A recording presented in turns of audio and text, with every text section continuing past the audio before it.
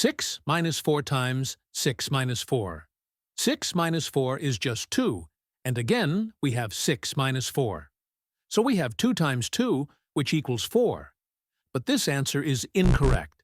The reason is that there is a fixed set of rules in math called the order of operations, commonly known as PEMDAS in some countries, or BODMAS in some other countries, but they mean the same thing. In this rule, the letters P or B stand for parentheses or brackets, E or O stands for exponents or order, M and D stand for multiplication and division, and A and S stand for addition and subtraction. First, we have to solve for parentheses, then exponents, then multiplication or division, and finally addition or subtraction. Remember that multiplication and division have equal priority, and we have to work from left to right. And the same applies to addition and subtraction. Here we have one subtraction, one multiplication, and a parenthesis.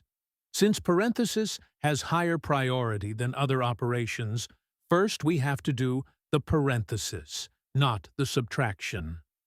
After this parenthesis, we have to do the multiplication, and finally, we have to do the subtraction. So first, inside the parenthesis, we have 6 minus 4, which equals 2. So we have 6 minus 4 times 2. Now we have one subtraction and one multiplication. Here, multiplication comes before subtraction. So in this step, we have to do the multiplication. 4 times 2 gives us 8.